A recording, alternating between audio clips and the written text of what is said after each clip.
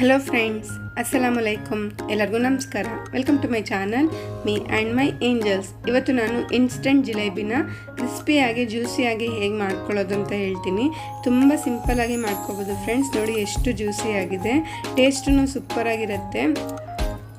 ನೀವು ಒಂದ್ಸತಿ ಇದೇ ಮೆಥಡಲ್ಲಿ ಟ್ರೈ ಮಾಡಿ ಫ್ರೆಂಡ್ಸ್. ನಿಮಗೆ 100% ಜಿಲೇಬಿ ಪರ್ಫೆಕ್ಟಾಗಿ ಬರುತ್ತೆ. ಹಾಗಾದರೆ ಬನ್ನಿ ಇದನ್ನು ಹೇಗೆ ಮಾಡೋದು ಅಂತ ನೋಡೋಣ. ಫಸ್ಟು ನಾವು ಒಂದು ಪ್ಯಾನ್ಗೆ 2 ಕಪ್ಪಷ್ಟು ಸಕ್ಕರೆ ತೊಗೊಳ್ಬೇಕು. 2 ಕಪ್ಪು ಸಕ್ಕರೆಗೆ 1.5 ಕಪ್ಪಷ್ಟು ನೀರು ಹಾಕ್ಕೊಳ್ಬೇಕು. ನಾನು ಇಲ್ಲಿ ಫುಡ್ ಕಲರ್ನ ಲಿಕ್ವಿಡ್ ಫುಡ್ ಕಲರ್ ಯೂಸ್ ಮಾಡ್ತಾ ಇದ್ದೀನಿ. ಇದಕ್ಕೆ ಒಂದು ಸ್ವಲ್ಪ ಎಲ್ಲೋ ಲಿಕ್ವಿಡ್ ಫುಡ್ ಕಲರ್ನ ಹಾಕ್ಕೊಂಡಿದ್ದೀನಿ. ನೀವು ಬೇಕಂದರೆ ಈ ರೀತಿ ಪೌಡರ್ ಫುಡ್ ಕಲರ್ ಬೇಕಾದರೂ ಹಾಕ್ಕೋಬೋದು, ಅಥವಾ ಕೇಸರಿ ಕಲರ್ ಬರುತ್ತೆ ಅಲ್ವಾ, ಅದನ್ನು ಬೇಕಾದರೂ ಹಾಕ್ಕೋಬೋದು. ಹಾಕ್ಕೊಂಡು ಇವಾಗ ಅರ್ಧ ನಿಂಬೆಹಣ್ಣನ್ನ ಈ ರೀತಿ ಸ್ಲೈಸಸ್ ಮಾಡ್ಕೊಂಡು ಹಾಕ್ಕೊಳ್ತಾ ಇದ್ದೀನಿ. ನಿಂಬೆಹಣ್ಣು ಅನ್ನೋದು ಹಾಕೊಳ್ಳೋದ್ರಿಂದ ನಾವು ಆಚೆ ಕಡೆ ಜಿಲೇಬಿ ತಿಂದಾಗ ಅದು ಒಂದು ಸ್ವಲ್ಪ ಹುಳಿ ಟೇಸ್ಟ್ ಬರುತ್ತೆ ಅಲ್ವಾ, ಅದೇ ರೀತಿ ಟೇಸ್ಟ್ ಬರುತ್ತೆ. ಈಗ ಇದನ್ನು ನಾವು ಒಂದು 10 ನಿಮಿಷ ಹೈ ಫ್ಲೇಮಲ್ಲಿ ಚೆನ್ನಾಗಿ ಕುದಿಸ್ಕೊಳ್ಳೋಣ. ಇದು ಕುದಿಯೋಷ್ಟರಲ್ಲಿ ನಾವು ಜಿಲೇಬಿಗೆ ಬ್ಯಾಟರ್ ರೆಡಿ ಮಾಡ್ಕೊಳ್ಳೋಣ. ಫಸ್ಟು ಒಂದು ಬೌಲ್ಗೆ 1 ಕಪ್ಪಷ್ಟು ಮೈದಾ ಹಿಟ್ಟು ಹಾಕ್ಕೊಂಡು, 1 ಕಪ್ಪಷ್ಟು ಮೊಸರು ಹಾಕ್ಕೊಂಡು, 2 ಟೀ ಸ್ಪೂನಷ್ಟು ತುಪ್ಪ ಹಾಕ್ಕೊಳ್ಬೇಕು. ಇವಾಗ ನಾನು ಒಂದು ಈನೋ ಪೌಡರ್ ಪ್ಯಾಕೆಟ್ ಹಾಕ್ಕೊಳ್ತಾ ಇದ್ದೀನಿ.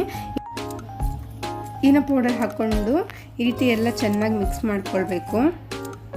ನೋಡಿ, ಈ ರೀತಿ ಎಲ್ಲ ಚೆನ್ನಾಗಿ ಮಿಕ್ಸ್ ಮಾಡಿಕೊಂಡು ಒಂದು ಸ್ವಲ್ಪ ಗಟ್ಟಿ ಆಗದೆ ಸ್ವಲ್ಪ ನೀರು ಆ್ಯಡ್ ಮಾಡ್ಕೊಳ್ಳೋಣ. ಜಾಸ್ತಿ ನೀರು ಆ್ಯಡ್ ಮಾಡ್ಕೊಳ್ಳೋಕೆ ಹೋಗಬೇಡಿ, ಸ್ವಲ್ಪ ನೀರು ಹಾಕ್ಕೊಂಡ್ರೆ ಸಾಕು. ಈ ರೀತಿ ಒಂದು ಸ್ವಲ್ಪ ನೀರನ್ನು ಹಾಕ್ಕೊಂಡು ಚೆನ್ನಾಗಿ ಮಿಕ್ಸ್ ಮಾಡ್ಕೊಳ್ಬೇಕು.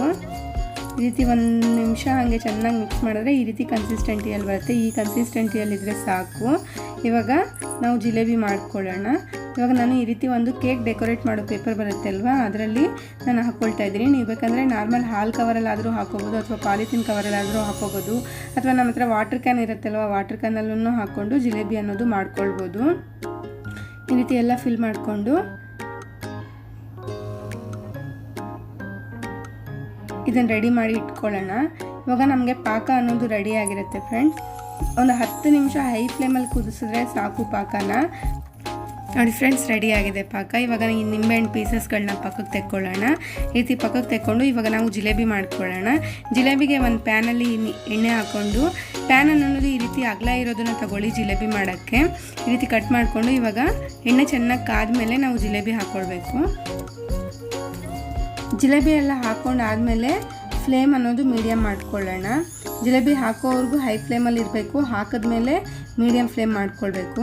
ಈ ರೀತಿ ಮೀಡಿಯಮ್ ಫ್ಲೇಮ್ ಮಾಡಿಕೊಂಡು 1 ನಿಮಿಷ ಕಲರ್ ಚೇಂಜ್ ಆಗೋವರೆಗೂ ನಾವು ಈ ರೀತಿ ಫ್ರೈ ಮಾಡ್ಕೊಳ್ಬೇಕು. ನೋಡಿ ಫ್ರೆಂಡ್ಸ್, ಆಗಿದೆ.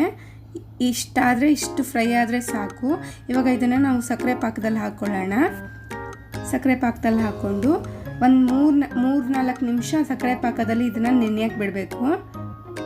ಒಂದು 3-4 ನಿಮಿಷ ನೆಂದ ಮೇಲೆ ನಾವು ಇದನ್ನು ತೆಕ್ಕೊಳ್ಳೋಣ. ನೋಡಿ, ಇವಾಗ 4 ನಿಮಿಷ ಆಗಿದೆ. ನಾನು ಇದನ್ನು ಪಕ್ಕಕ್ಕೆ ತೆಕ್ಕೊಳ್ತಾ ಇದ್ದೀನಿ. ನೋಡಿ, ಜಿಲೇಬಿ ಅನ್ನೋದು ರೆಡಿ ಆಗಿದೆ. ಇವಾಗ ಇದೇ ರೀತಿ ಎಲ್ಲ ಜಿಲೇಬಿಯನ್ನು ಮಾಡ್ಕೊಳ್ಳಿ. ನೋಡಿ ಫ್ರೆಂಡ್ಸ್, ಎಲ್ಲ ರೆಡಿ ಆಗಿದೆ. ಎಷ್ಟೋ ಕ್ರಿಸ್ಪಿಯಾಗಿ ಜ್ಯೂಸಿಯಾಗಿ ಸಖತ್ತಾಗಿ ಬಂದಿದೆ ಜಿಲೇಬಿ. ಟೇಸ್ಟ್ ಮಾತ್ರ ಸೂಪರಾಗಿದೆ ಫ್ರೆಂಡ್ಸ್. ನೀವು ಒಂದ್ಸತಿ ಮನೇಲಿ ಟ್ರೈ ಮಾಡಿ.